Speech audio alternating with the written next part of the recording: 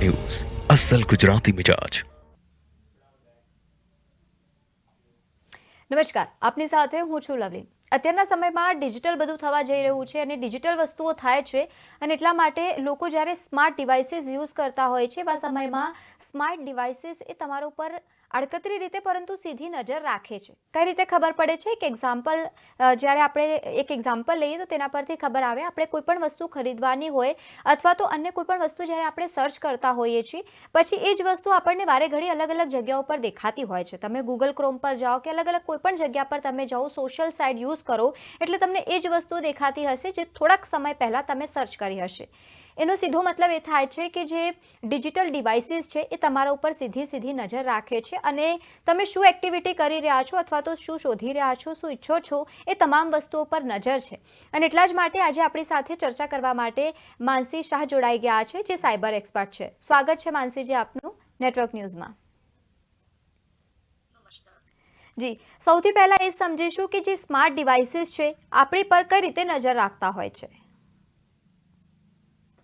Okay, હવે જે smart ડિવાઇસો હોય છે આજકાલ ટેકનોલોજી જે છે એ 20 ગણી આગળ વધી રહી છે અને આમાં જ્યારે નોર્મલ જનતા છે એ લોકોને જે સાયબરની માહિતી હોવી જોઈએ કે અત્યારે કયા પ્રકારની રીતે ફ્રોડ થાય છે એ લોકોનું જે નોલેજ છે બહુ નહિવત છે. અત્યારે તમે કોઈ પણ એપ ડાઉનલોડ કરો છો ત્યારે જેટલા પણ એ લોકો અગ્રી માટેના ચેકબોક્સ ટીક કરાવે છે તો એમાં એવું છે કે તમે કશું પણ વાંચ્યા વગર એક તો પહેલા સૌથી પ્રથમ તો એ એપને પરમિશન આપી દો છો. હવે ફોર એક્ઝામ્પલ કોઈ ઉબર કે ઓલાની એપ ડાઉનલોડ કરે છે, હવે એમાં ડેફિનેટલી અગર તમે મતલબ લોકેશન ટ્રેકિંગ નું જો ચેકબોક્સ ટીક ના કરો તો ડેફિનેટલી તમારો ઓલા ઉબર નો ડ્રાઈવર છે એ ફરતો રહી જાય અને તમને ખબર ના પડે અને એને પણ ખબર ના પડે કે તમે ક્યાં છો. તો ડેફિનેટલી તમારે એ ચેકબોક્સ ટીક કરવાનું રહે છે કે ભાઈ તમને એને તમારા એ પરમિશનની એ એપને જરૂર છે. પરંતુ ઓલા ઉબરના ડ્રાઈવરની એપ હોય છે કાં તો કોઈ પણ એવી ડ્રાઇવિંગ એપ હોય છે જેને તમારા કેમેરા સાથે કોઈ લેવા દેવા છે નહીં. તો પછી જ્યારે તમે એ લોકો પરમિશન માંગે છે કે can we use this camera, તો હવે તમારી એ વસ્તુ જોવાની કે આ એપમાં કેમેરાનું શું કામ. કેમેરો એક્સેસ કર્યો ઇટ મીન્સ કે તમે તમારી ગેલેરીનો પણ એક્સેસ આપી દીધો અને ઇન શોર્ટ તમારો ફોન બંધ હોય, લાઈક ઇટ્સ નોટ કે સ્વિચ ઓફ હોય, તમારો ફોન બંધ હોય સ્ક્રીન તો પણ હર 5 મિનિટે તમારી જાણ બહાર હર 5 થી 7 સેકન્ડમાં એક તસવીરો ફોન લયા જ કરે છે. એ જે આપણને કે નોર્મલ જનતાને ખબર હોતી નથી બીકોઝ હમણાં ટેકનોલોજી બહુ એડવાન્સ થઈ ગઈ છે. તો આ રીતે તમારે એમાં સાવધાની રાખવાની જરૂર છે.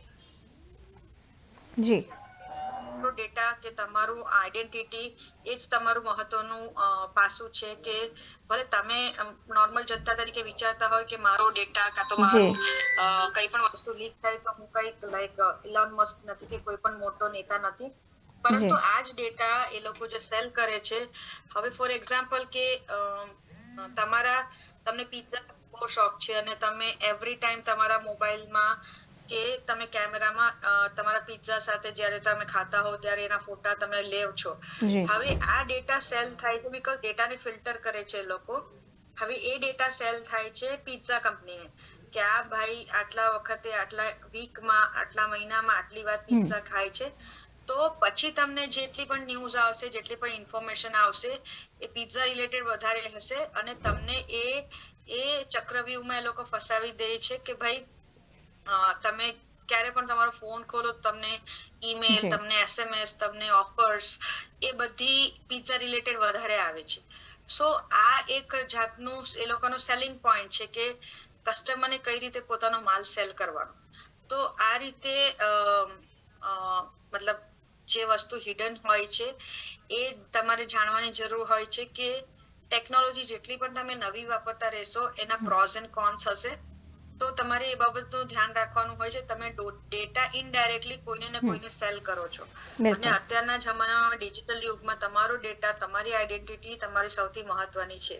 બીજી વસ્તુ કે અત્યારે લોકોની પાસે ઘણો બધો લાઈક ટાઈમ નથી હોતો, અને ટાઈમ બચાવવા કરતા વધારે પણ કે લોકોને પેલું કન્વિનિયન્ટ જોઈએ છે કે સપોઝ એક એપ ડાઉનલોડ કરી, હવે એ એપને વારે વારે પરમિશન આપવું કાં તો વારે વારે પોતાનો પાસવર્ડ એન્ટર કરવું. લોકો એમ કહે છે કે અમે પાસવર્ડ સપોઝ ભૂલી જઈએ છીએ, તો પહેલી વસ્તુ એ કે એ લોકો એ જ વેબસાઇટ પર કાં તો એ એપમાં પાસવર્ડ પોતાનો સેવ કરીને રાખે છે.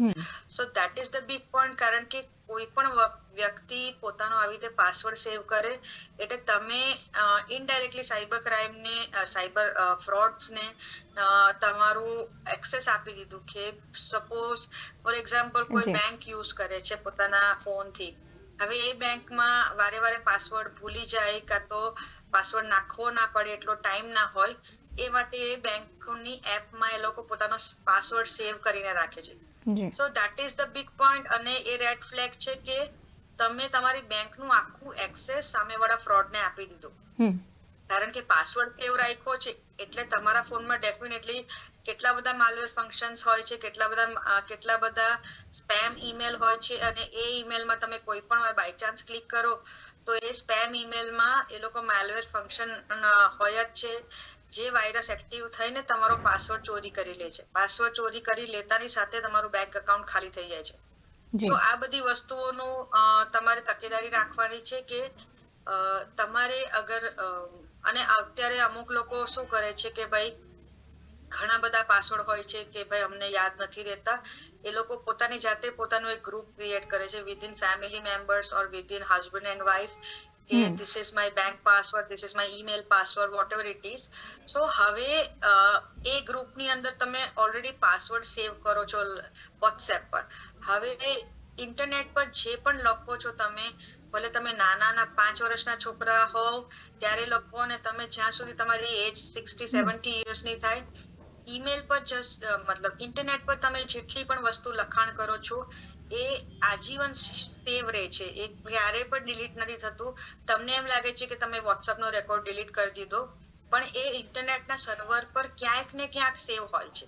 સો એ જે સેવ વસ્તુ છે એ તમારા સાયબર ફ્રોડ લોકો તમારા પર નજર રાખે જ છે. તો એ લોકોના માટે કોઈ મોટી વાત નથી કે એ વસ્તુ એ લોકો કઈ રીતે તમારી હેક કરવાની, બીકોઝ કે તમે ગ્રુપમાં જે વોટ્સએપ ગ્રુપમાં પાસવર્ડ લખ્યા હોય છે, તમારા ક્રેડેન્શિયલ, તમારા બહુ ઇમ્પોર્ટન્ટ વસ્તુઓ, મેડિકલ વસ્તુઓ કે તમારા બેંક્સ પ્લસ તમારા બધા ઓટીપી ના એ કોડ્સ હોય છે, અને ખાસ કરીને યુપીઆઈ કોડ, બેંકના પાસવર્ડ, ઈમેલના પાસવર્ડ, અને જેમાં તમારા ડોક્યુમેન્ટ સેવ હોય છે એના પણ ફોટા ક્લિક કરીને રાખે છે. હવે સપોઝ તમારો આધાર અને PAN card is the most relevant અત્યારે તમારા આઈડેન્ટિટી માટે છે. એ આધાર પેનને પણ તમે કશે ને કશે ફોટામાં સેવ રાખો છો, ક્યાં તો કોઈને ટ્રાન્સફર કરો છો વોટ્સએપ થ્રુ, તો આ બધો ડેટા સેવ થાય છે સર્વર પર. હવે એ વસ્તુના નામે અત્યારે ઘણી વાર કેટલા બધા પુષ્કળ પ્રમાણમાં ડિજિટલ અરેસ્ટ થાય છે કે ભાઈ કોઈના નામે પાર્સલ ફોરેન રવાના થાય છે, જેમાં ઇલીગલ ડ્રગ્સ હોય છે કે કઈ પણ ઇલીગલ વસ્તુ હોય છે, ક્રેડિટ કાર્ડ્સ હોય છે, અને આમાં તમારા આધાર કાર્ડ અને પેન કાર્ડના નંબરનો યુઝ થયો હોય છે, જે તમને ક્યારે ખબર નથી હોતી કે તમારું આ વસ્તુ ક્યાં ને ક્યારે યુઝ થયું છે.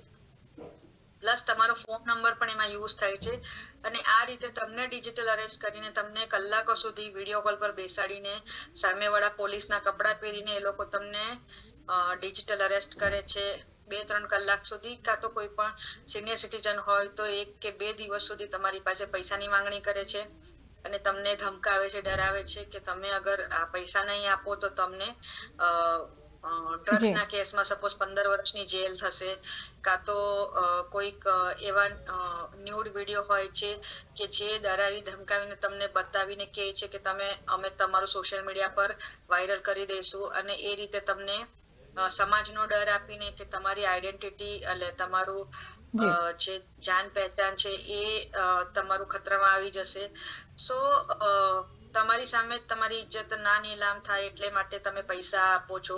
સિનિયર સિટીઝન લોકોને ખાસ, જેમ કે કોઈના પુત્ર કે પુત્રીના ફોટાસ હોય તો એ લોકો પેરેન્ટ્સને પરેશાન કરે છે કે તમે મતલબ તમારા છોકરા છોકરીનું આવી રીતે જે છે પ્રકરણ એ અમે લોકો બહાર પાડી દઈશું. એટલે જે પેરેન્ટ્સને સમાજનો ડર હોય, એમની પ્રતિષ્ઠાની આબરૂની વેલ્યુ હોય, એ લોકો પછી એમને બેંકના થ્રુ એફડી તોડાવીને પણ કે પોતાની જમા પૂંજી જેટલી પણ હોય એ બધી સાયબર ફ્રોડના માફિયાઓને એ લોકો આપી દે છે. તો આવી રીતે ઘણી વાર બહુ બધા ફ્રોડ્સ થાય છે. તો બીજી વસ્તુ કે તમે આવી રીતે કોઈ પણ પાસવર્ડ હોય કે કોઈ પણ તમારો યુપીઆઈ પિન હોય કશે ફોનમાં કાં તો વોટ્સએપ પર કે એવી રીતે કશે સેવ ના કરો. તમારું કોઈક સેવ કરવાનું હોય તો તમે કોઈ પોતાની પર્સનલ ડાયરી હોય કાં તો જે વસ્તુ તમે તમારા ઘરમાં સેફ હોય ત્યાં રાખી શકો એ જગ્યા તમે લખીને રાખો. અને થોડા કન્વિનિયન્સ માટે કોઈ પણ એપમાં તમે પાસવર્ડ સેવ કરવાનું બંધ કરો. બીકોઝ હા ઠીક છે, તમે કોઈ ગેમ ડાઉનલોડ કરો છો કે તમે કોઈક વસ્તુ મોબાઈલમાં મતલબ જેમ કે તમારું કોઈક એવું અકાઉન્ટ છે જેમાં તમારા પૈસા યુઝ નથી થતા કાં તો તમારું આઈડેન્ટિટી યુઝ નથી થતું, એ વસ્તુમાં તમે સેવ કરી શકો છો.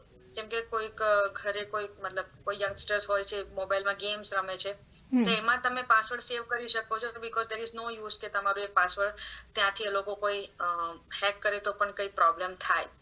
પણ વોટ્સએપમાં શેર કરવાનું પહેલા તો બંધ કરો. ઘણી બધી વસ્તુ આજે લીગલ ડોક્યુમેન્ટ્સ પણ પોતાના વોટ્સએપમાં શેર કરે છે લોકો. સો એ વસ્તુ હિતાવહ નથી, કારણ કે ફોનમાં કાં તો હવે હું તમને એક કિસ્સો સંભળાવું કે મતલબ એક દિલ્હીમાં એક કપલ હતું સારું, જે એ લોકો યુટ્યુબર્સ છે. તો એ લોકો ઘરે બેઠા હતા અને એમના વાઈફના ફોનમાં આમ જ નેટફ્લિક્સનું રિચાર્જ ખતમ થતું હતું. તો નેટફ્લિક્સ માટે એમને મેસેજ આવ્યો કે તમારું રિચાર્જ કાલે ખતમ થાય છે, તમે 800 રૂપિયા પે કરો તો તમારું રિચાર્જ થઈ જશે. હવે મેડમે પે કરીને તરત એમને મેસેજ આવી ગયો કે તમારા અકાઉન્ટમાંથી 1,08,000 રૂપિયા કટ થઈ ગયા છે. હવે એમના હસબન્ડે ડેફિનેટલી પૂછ્યું કે ભાઈ 800 રૂપિયાનું રિચાર્જ કર્યું કે ₹1,00,000 કપાઈ ગયો, આઈ મીન શું આખા ગામનું રિચાર્જ થઈ ગયું? ત્યારે પછી મેડમને એક ફોન આવે છે કે તમારા બેંકમાંથી 1,08,000 રૂપિયા કટ થયા છે, તો એ તમે કર્યા છે. અને જેવું એ યસ દબાવે છે કે હા, એટલે એણે આંકડો જોયો નથી હોતો અને યસ કરીને ઇટ મીન્સ કે એમણે પરમિશન આપી દીધી. બેંક તરફથી ફોન હતો, ઇટ્સ અ ફ્રોડ કોલ, પણ એમણે પરમિશન આપી દીધી કે હા મારે પોતાને જ પૈસા છે અને મારે સામે પેમેન્ટ કરવાનું છે. હવે એમને ત્યારે જો આંકડો જોયો હોત કે 800 રૂપિયા નથી 1,08,000 રૂપિયા છે તો ખબર પડતે કે ધીસ ઇઝ ફ્રોડ. પણ હવે ફ્રોડ થઈ ગયું. હવે આમાં શું છે કે તરત એ લોકો જાણકાર હતા એટલે એ લોકો પોલીસ પાસે ગયા. પણ ડેફિનેટલી અત્યારે શું છે કે પોલીસ પાસે પણ ઘણા બધા કેસો હોય છે અને સાયબરની જે માઇનર વિગતો હોય છે પોલીસને પણ, એટલે સાયબર ક્રાઇમ ડિપાર્ટમેન્ટની હું વાત નથી કરતી, નોર્મલ પોલીસ સ્ટેશનની વાત કરું છું કે એ લોકોની પાસે ઘણા કેસો હોય છે, એ લોકોને સોલ્વ કરવાના અને એ લોકોને બીજા બધા મેટર્સ બહુ ઉલझેલા હોય છે. તો ડેફિનેટલી હવે 1,80,000 રૂપિયા માટે એ લોકો સાયબરની તમારી ફરિયાદ લઈ લે છે, એફઆઈઆર. પણ એ લોકો ડેફિનેટલી કહે કે તમે આટલા જાણકાર છો, તમે કઈ રીતે આ શિકંજામાં આવી ગયા? તો એક રીતે ચલો તમારી કમ્પ્લેન લઈ લીધી બધું, પણ આ એક ખાલી ફોર્માલિટી છે, આનાથી તમારા પૈસા પાછા નથી આવવાના. પણ આમાં શું થાય છે કે સપોઝ આપણે એ લોકો તમારો કેસ હાથમાં પણ લે તો એ તમારી ફાઇલ સૌથી લાસ્ટમાં જતી રહે છે, કારણ કે એ લોકોને રિયલ કેસ એટલા બધા સોલ્વ કરવાના હોય છે કે આ ઓનલાઈન કેસ એવા છે કે આ સાયબર માફિયાઓ પહેલા તો એ લોકો સાયબર ક્રિમિનલ બન્યા જ કેમ? બીકોઝ ક્રિમિનલ એ લોકોને ખબર જ છે કે અમે લોકો કોઈની પકડમાં આવવાના નથી. અને આ બધું ઓપરેટ થાય છે, બધાને ખબર છે કે જામતારા છે, બિહાર છે, એ બધી જગ્યાએથી આ બધું ઓપરેટ થાય છે. પણ આ લોકો એકદમ સામાન્ય માણસની જેમ લાઈફ જીવતા હોય છે. તમારી બાજુમાં પણ કોઈ બેઠું હોય તો તમને ખબર નહીં પડતી કે આ લોકો સાયબર માફિયાઓ છે. તો એ લોકો બહુ સારી રીતે અને એ લોકો બહુ બધું તમારું બહુ બધું તમારું ચકાસણી કરીને એ લોકોએ એટલું બધું નોલેજ હાસિલ કર્યું હોય છે તમારા પોતાના વ્યક્તિત્વ વિશે જે તમને પોતાને નથી ખબર. લાઈક તમારા ઘરમાં જેટલી ઇલેક્ટ્રોનિક ડિવાઇસો છે એ બધું જ ક્યારેક ને ક્યારેક તમારી બધી જ વાતો રેકોર્ડ કરતું હોય છે. અને એ જ રીતે બીજો એક કિસ્સો એવો બન્યો હતો કે સપોઝ એક સર્જન છે નોઈડામાં, તો એ સર્જનને એવું છે કે હર 3 કલાકે એક સર્જરી આવે અને હર એક દિવસને મતલબ હર 2 દિવસે એક સર્જન ઓપરેશન કરે, મતલબ એમના અપોઇન્ટમેન્ટ ફિક્સ જ હોય છે. તો હર 3 કલાક 15 મિનિટનો બ્રેક લઈ જેમાં એ વોટ્સએપ અને બધું યુઝ કરે. એટલે જે સાયબર ફ્રોડ હોય છે એ લોકો એટલું બધું એ ડોક્ટર વિશે માહિતી એકત્ર કરેલી કે આ ડોક્ટર કેટલા વખતે સર્જરી કરે છે, કેટલો ટાઈમ બ્રેક લે છે, કેટલો ટાઈમ એ પોતાના પેશન્ટને આપે છે. હવે આ જ્યારે બ્રેક લે છે ડોક્ટર, ત્યારે એક સાઈડ એમના મગજમાં ઓપરેશનની વાતો ચાલતી હોય છે, અને જે 15 મિનિટનો બ્રેક હોય છે તો ત્યારે જ એ સર્જનને એવી વસ્તુઓ મોકલવામાં આવે છે. લાઈક એ સર્જન હતા ને એ નોઈડામાં સારી પ્રોપર્ટી શોધતા હતા એમને રહેવા માટે. તો એમને એટલાના એ બ્રેક દરમિયાન જ એક ફોન આવે છે કે સર અમને અમારી વિગતો થ્રુ ખબર પડી કે તમે પ્રોપર્ટી શોધો છો, તો અમારી પાસે ઘણી બધી પ્રોપર્ટીનું લિસ્ટિંગ છે, તો તમે આ લિંક પર ક્લિક કરો અને તમને પ્રોપર્ટીનું લિસ્ટ દેખાઈ જશે, અને 2-3 દિવસમાં તમે જવાબ આપી દો, નહીં તો પછી આ બધી પ્રોપર્ટી સારી પ્રોપર્ટી જતી રહેશે. અને હવે એ પ્રોપર્ટીની લિંક આવે છે, ડોક્ટર લિંક ક્લિક કરી દે છે, ક્લિક કરે છે ને પછી મોબાઈલમાં કશી હરકત થતી નથી. ડોક્ટરને થયું કે આ વસ્તુ મતલબ ઇન્ટરનેટ મારું નથી ચાલતું અત્યારે, હું પછી જોઈ લઈશ. અને એ એમ જ ફોન મૂકીને ડોક્ટર પાછા પોતાની સર્જરીમાં જતા રહ્યા, કારણ કે 15 મિનિટ ફિનિશ થઈ ગઈ. હવે જ્યારે પાછા સર્જરી કરીને આવીને પાછો એમનો ફોન ચેક કરે છે તો હી વોઝ સરપ્રાઈઝ, કારણ કે એમના અકાઉન્ટમાંથી 17 લાખ રૂપિયા ગાયબ થઈ ગયા હતા.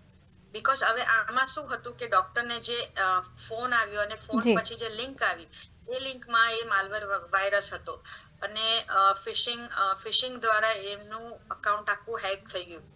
હવે દર્શક મિત્રોને જણાવવાનું કે ફિશિંગ એટલે શું કે એક સાયબર ક્રાઇમ નું પ્રકાર છે.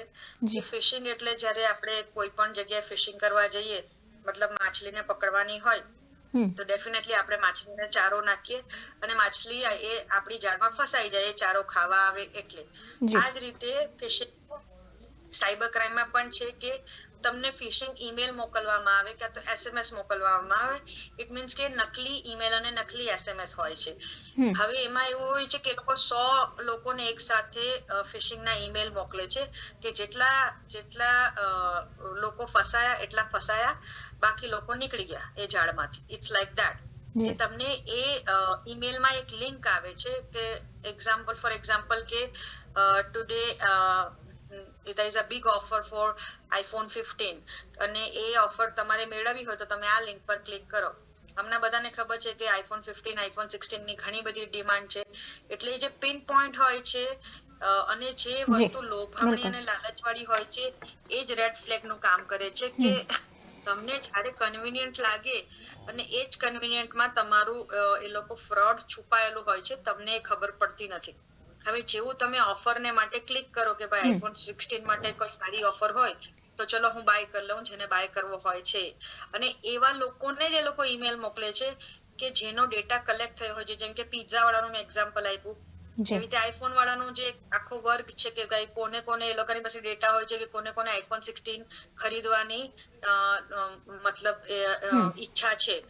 લોકોને એવા 100 લોકોને ઈમેલ કરે છે કે આ લિંક પર ક્લિક કરો. સપોઝ 100 માંથી 50 લોકોએ પણ એ લિંક પર ક્લિક કરી તો એ જે લિંકમાં એ લોકો માલવેર ફંક્શન થી જે અંદર વાયરસ આવી જાય છે, એ વાયરસ એમના ફોનમાં કાં તો લેપટોપમાં એક્ટિવેટ થઈ જાય છે, અને એ એક્ટિવેશન ની સાથે સાથે તમારું આખું ફોન કાં તો આખું લેપટોપ હેક થઈ જાય છે.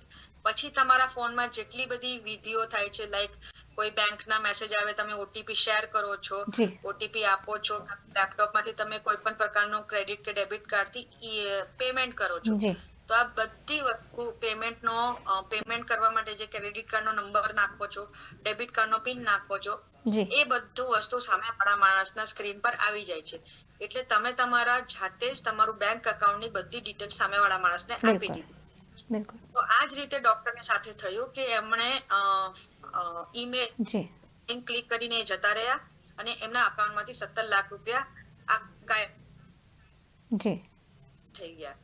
તો આ વસ્તુ તમારે જોવાની જરૂર છે કે તમારા ઘરમાં કે તમારા પાસે જેટલા પણ ઇલેક્ટ્રોનિક ડિવાઇસ છે એ બધી જ રીતે બધું જ તમારું રેકોર્ડ કરતા હોય છે. આજે નહીં મતલબ હવે આના માટે એવું થયું કે જ્યારે તમે ફરિયાદ કરો છો, લીગલી ફરિયાદ તમે જે ગવર્મેન્ટની વેબસાઇટ છે જી cybercrime.gov.in એના પર ફરિયાદ નોંધાવી શકો છો, પણ એ બધા માટે એ લોકોને ટાઈમ લાગે છે. હવે જ્યારે જે પેલા મેં તમને દિલ્હીના કપલની વાત કરી કે જેમના 1,08,000 રૂપિયા ગાયબ થઈ ગયા, જી એ બેંકની અંદર મતલબ બેંકના રિલેટેડ અગર તમને કોઈ આવી રીતે ફ્રોડ થાય તો તમારે પહેલા તો લીગલી બેંકને એક કમ્પ્લેન કરવાની છે ઓફિશિયલી કે મારી સાથે આવો બનાવ બન્યો છે. જી એટલે આ કમ્પ્લેન તમારે વિધિન 72 અવર્સમાં કરવાની હોય છે. જી મતલબ કે તમે 72 અવર્સમાં બેંકને નોટિફિકેશન કરો છો, વાહ, વર્બલી નહીં, તમે ત્યાં જઈને મોડે કીધું હોય તો એ વસ્તુ તમારી એક્સેપ્ટ થતી નથી. તમે લેખિતમાં પણ લખો છો તે બી એક્સેપ્ટ થતી નથી, પણ તમે લીગલ ટર્મ્સ કન્ડિશનમાં લખો છો કે આ સેક્શન થ્રુ મારી સાથે આટલો ફ્રોડ થયો છે, જી એટલે તમે કોઈ લોયર જી સલાહ લઈને બેંકને લેખિત લખો છો ઈમેલ, જી તો બેંકની જવાબદારી છે કે તમારા પૈસા કોઈ પણ રીતે ગાયબ થયા હોય, બિલકુલ બેંકની રિસ્પોન્સિબિલિટી છે વેધર એ લોકો સાયબર ફ્રોડને જી પકડીને એ લોકો પાસેથી તમારા પૈસા રિકવર કરશે જી યા તો બેંક પોતાના પાસેથી તમારા પૈસા આપે. જી એટલે આ લીગલ ફોર્માલિટીઝ થી તમે અગર ઈમેલ કર્યો હોય, તમારી પાસે બધું રાઇટિંગ હોય અને જી બેંક રિલેટેડ કોઈ પણ ગુનો થયો હોય તો આ લો છે આપણા ઇન્ડિયામાં કે બિલકુલ બેંક તમને પૈસા પાછા આપવા માટે એમણે આપવા પડે છે, જી બંધાયેલી હોય પણ એ છે. ગુનો બિલકુલ તમારો 72 અવર્સમાં નોંધાયેલો હોવો જ જોઈએ. જી જી તો આ રીતે મતલબ સાયબર માફિયાઓ ઘણી રીતે તમને હેરાન કરતા હોય છે. જી એટલે પહેલા તો વસ્તુ છે કે તમારે તમારા ફોનમાં અને તમારે ઇલેક્ટ્રોનિક ડિવાઇસમાં જ્યારે પણ તમે એવું કોઈ ઇમ્પોર્ટન્ટ ઘરમાં કામ જી કરતા હોય, વેધર એ જી જી તમારા બેંકના રિલેટેડ હોય, તો મારો જી કહેવાનો ભાવાર્થ એટલો છે કે તમે તમારો ફોન સાથે નહીં રાખો જેમાં બધું કેપ્ચર થાય છે. જી જી તમે કોઈ પણ એવી વસ્તુ કરવાના હોય કે તમારા પાસવર્ડ કોઈને શેર કરવાના હોય, જી મતલબ તમારા આપસમાં વાત પણ કરવાના હોય, તો એ રૂમમાં કોઈ પણ ઇલેક્ટ્રોનિક ડિવાઇસ ના હોવું જોઈએ જે જી બધી વસ્તુ સાંભળતું હોય. બિલકુલ બિલકુલ એટલે જેમ અત્યારે ટેકનોલોજી વધતી જાય છે જી એમ સાયબર ક્રાઇમો ઘણા વધે છે, બિલકુલ પણ અવેરનેસ બહુ ઓછી થઈ ગઈ છે. આજે બધા લોકો કંઈ પણ વિચાર્યા વગર કોઈ પણ લિંક પર ક્લિક કરી દે છે, એ સૌથી મોટો ગુનો જી ત્યાં ચાલુ થવાની શક્યતા હોય છે. બિલકુલ બિલકુલ માનસીજી, આપે ખૂબ જ સરસ રીતે મારા દર્શક મિત્રોને માહિતી આપી. આપ અમારી સાથે જોડાયા તે બદલ આપનો ખૂબ ખૂબ આભાર. Thank you. તો તમે પણ દર્શક મિત્રો, અત્યારના સમયમાં સાયબર ફ્રોડ એટલા બધા વધી રહ્યા છે કે લોકોને સાવચેત રહેવાની જરૂર છે. એવા સમયમાં કોઈ પણ અજાણી લિંક જ્યારે તમારા ફોનમાં આવે છે અથવા તો કોઈ પણ અનનોન નંબરથી મેસેજ આપે છે, તમારે તરત જ એના પર બટન પર ક્લિક ન કરવું જોઈએ, અન્યથા તમે પણ સાયબર ફ્રોડના શિકાર બની શકો છો. આજે બસ આટલું જ. કાલે ફરી મળીશું એક નવા મુદ્દા સાથે. ત્યાં સુધી જોતા રહો નેટવર્ક ન્યૂઝ.